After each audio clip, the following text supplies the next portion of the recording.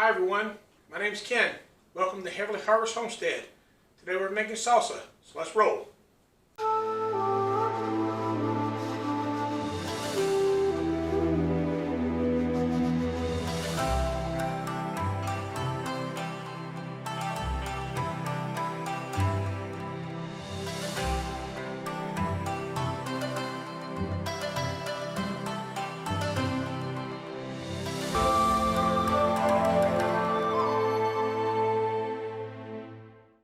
Okay, the first thing we got to do is process the tomatoes. And I want to give Jess at Roots and Refuge some major kudos. I shared the way that she showed to process the tomatoes, how to get them easy to peel, and I did it. So I want to show you what happens. So let me just review it. So she said, take a knife, cut an X on the bottom, core the tomato, freeze it. And when you thaw them out, it comes out like this. And I mean, I'm talking about super easy to peel. Look at that. I have not blanched these. I'm just pushing the peel right off. And I mean, perfectly peeled tomato. Unreal. So it's probably, I got to give her some major kudos because I have been fighting. I fought tomato peels for years making my salsa, and done everything from blanching, food mill, everything, and now I found the secret to doing tomatoes. So let me do a few of these, and then I'm gonna pause this so I don't have to show you all the arduous parts of doing all these tomatoes. I got about I'm gonna guess 20 pounds of tomatoes. So I've just gotten started. So I mean, it's amazing. I mean, look at that. I don't think even when I've blanched them that they've come off that easy. Here's one that just turned into paste. But look at that. I mean, just amazingly easy to peel a tomato. Just grab a side and just falls right out. It's amazing. Who knew? I'd think that the tomato would have gotten damaged inside the freezer, but no. I mean, it's in excellent condition. I mean, you can't even hardly tell. Now, one of the nice things about slitting the bottom is all the seeds basically fall out of the bottom, so you're not left with a whole bunch of seeds. And right before I did this batch, before I put the camera on, I just done some cherry tomatoes just as an experiment to see. I'd froze some just to see if, because that's one thing that's inherent about cherry tomatoes is they're full of seeds. And when I started peeling them, the little seed bag inside just fell right out. So I was like, man, this is unreal. I was like in awe. This is amazing to be able to go through this. It's going to save so much time trying to process these tomatoes. Some of these have got a little bit of a yellow top on them. I harvested them a little bit early just because we were having a bug issue and had to get them off the vines because as soon as they started turning red, it was like almost like turning on a light to attract the bugs. It was amazing. It was weird. So I don't know what that was about, but we got it under control. And now, as the season wanes on, we're dealing with the illustrious hornworm, and been going out there every night and checking all the tomato plants that we still have. So I guess today is going to be the day of my kudos, because I want to give some kudos to VW Farms for telling us about utilizing a black light to spot the hornworms. And I'm going to tell you what, it works like a champ too. Those hornworms under a black light light up and glow like one of those old fuzzy pulsars we used to have in our room when we were younger. And I know some of you guys know what I'm talking about. So let me finish this up, and then I'll get back to you when we start when I start processing actually what I'm going to do with the tomatoes. But we'll have one sneak away there. All right. Well, thanks, and I'll be right back with you in just a minute.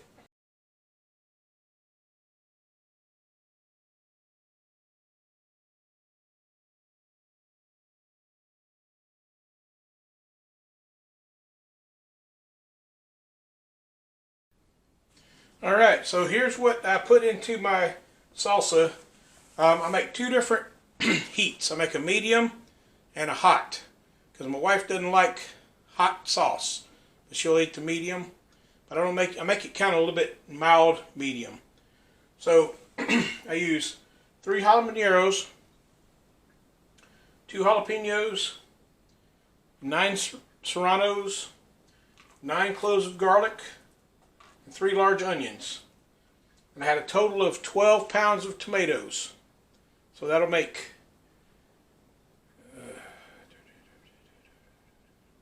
10 pints of salsa.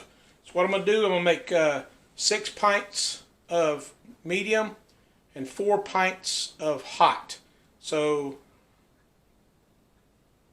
now maybe I'll make 6 and 6 because I like hot sauce, hot salsa. A lot of my friends do. So, and I can also eat the medium if I need to. So that's what I'm going to be doing. So I'm going to chop this stuff up and put it in the pot and start getting the aromatics going. So I'll pick you up when I'm ready cooking in the pot. Thanks.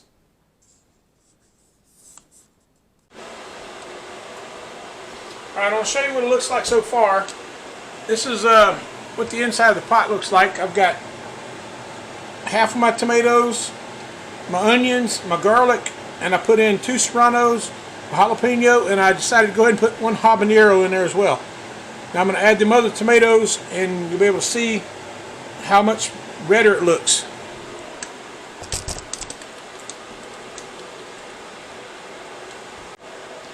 Okay, so I've got all my tomatoes added into the pot. I've got the onions, the garlic, and I put 2 serranos, a jalapeno, and a habanero underneath the tomatoes. Let them steepen with the onions first before I put the tomatoes in. Now I'm going to add some more pepper.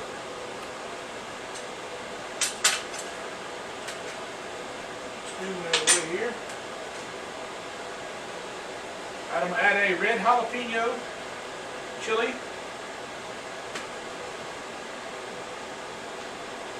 And I don't take the insides out usually, but then this particular one I will because I'm trying not to make it too off the pot for Beth. So I'm just going to take a little bit of membrane out. Pretty easy. You just take your knife, scrape it along the inside, peels right out like that. Do the other side, scrape it along, membrane peels right out. Thing here, just peel it out, take your knife, and cut this completely in half and separate it. Right, just take your knife, just work along the seam and just scrape the membrane out, just like that. Now you've got a mild jalapeno. Now if you don't like real hot salsa, don't add more than maybe 5 different peppers in there in this particular batch because it will be a little bit spicy once we get all the peppers in here. Alright, so there's the red jalapeno. And then I'm going to put 2 more red serranos inside. Now serranos, I really love the flavor of them. See my tomatoes starting to get a little boil on them.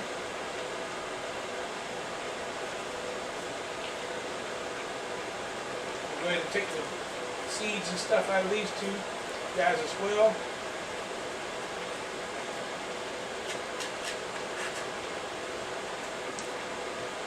Not trying to make any Dave's Insanity sauce, we're just trying to make some good tasting salsa. And it doesn't matter if you get all the inside out, you just want to get the majority of it out. Now, one thing I wanted to tell you about, I forgot to tell you, is I froze these peppers, and it makes them a whole lot easier to get the membrane out versus having a whole pepper, because or a fresh pepper, because fresh peppers, they hang on to that membrane pretty tight. And usually you got to scrape it out pretty heavily to get it all out of there. All right, I'm just going to give this a light chop. I'm not going to cut it completely in half because I want it kind of sitting there like a chili does in a jar. To just kind of, get some seasoning inside. Because like I said, I'm going to put this to an emulsion blender and blend everything up nice and clean. I'm going to give this a good stir and stir this in.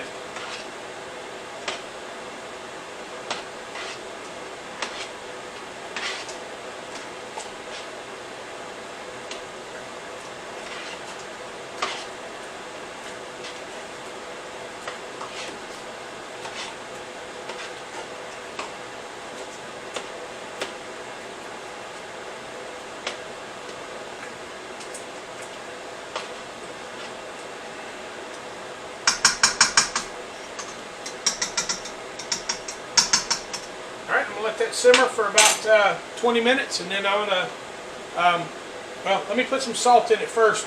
Now when I salt this, I use kosher salt because the kosher salt got bigger chunks in it, and it really adds to the consistency without breaking down too fast, and it really gets the tomatoes really nice and loose.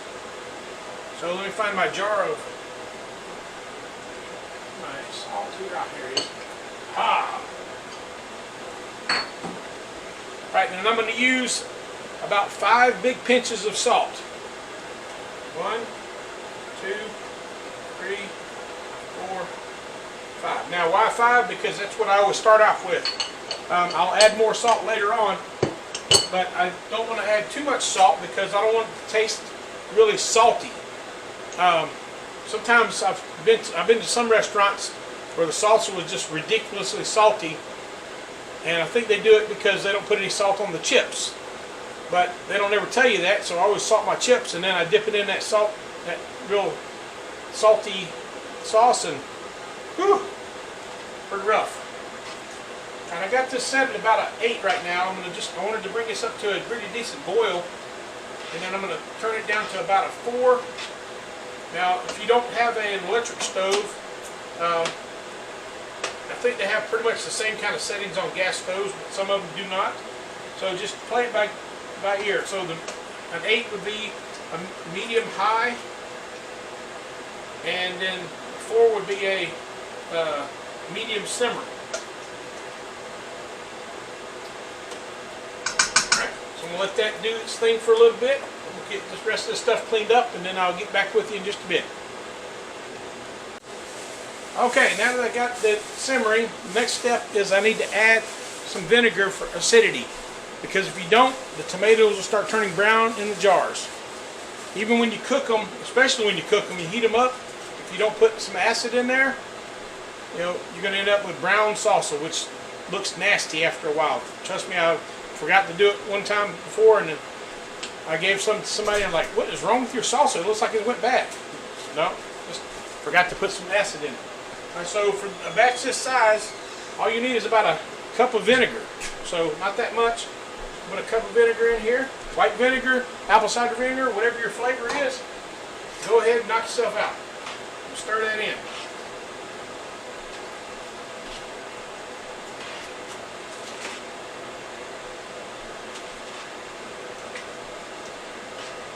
Alright, now, last thing I'm going to add right now for this batch is I have some of my own homemade ancho chili pepper.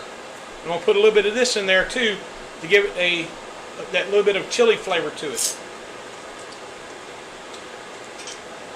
I'm only going to add about a tablespoon just because I don't need that. Tablespoon. So if anybody ever showed you the measuring method with your hand, okay? So if you make the pit of your hand, that's a tablespoon. If you squash your pinky and thumb together, that's a teaspoon. And that's the way God made us, I think, could give us our own measuring spoons. All right? Just a tablespoon. Throw that in there. Why? Because this stuff is hot. And when I ground it up, I had to. I thought I was going to have to get a ventilator mask to wear it to do it because it was so ridiculously hot. especially this, and when I ground up my red chili peppers, same thing, you know. So make sure you're in a ventilated area whenever you grind peppers. All right, stir that in, and I'm going to put a lid on this, and then we're going to let it do its thing for a little bit, and I will get back to you when we get ready to start, when I go ahead and get ready to start blending it. Alright, so I'll be back with you in just a bit.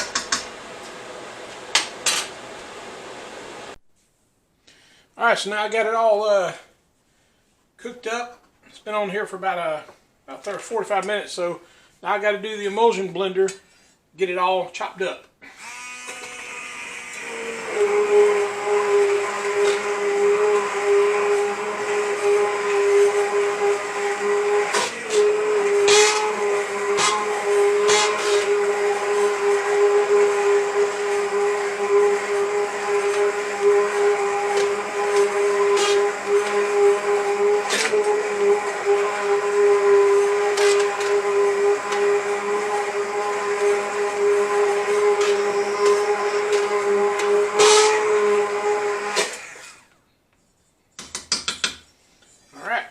That's basically how that's done.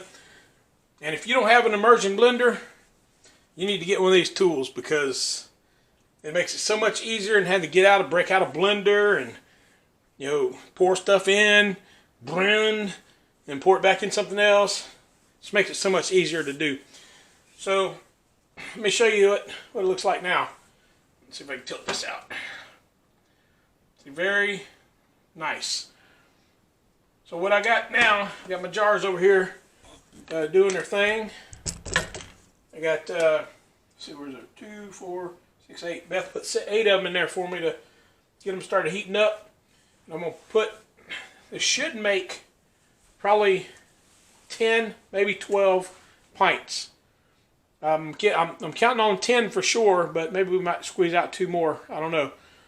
So as soon as these jars are done, what I'm going to do is I'm going to separate it in the jars. So I'm going to put this into the jars, these jars first, and then I'm going to kick the rest of it up a notch so I can have some hot salsa. Because like I said, some of my friends like real hot salsa, particularly my son-in-law. So I will get back with you as soon as we jar these up. All right? All right, so here's the finished product. We've got 12 pints and 1 quart out of that recipe. So I was going to show you how to pour them up, but I think everybody probably knows how to put stuff in jars and put them in the water bath. So they're all sealed up, and hopefully this will be last us for a good while. We don't eat salsa that often, but during the winter time we eat tacos and stuff like that all the time, so probably last us until next year when I grow some more tomatoes. But until that time, I want to say thank you for watching, and if you enjoyed this, please subscribe, share it, and if you would ring the notification bell, you'll find out when we put new videos up. But until then, remember, God is good all the time, and all the time God is good. Love you. Thanks. Bye.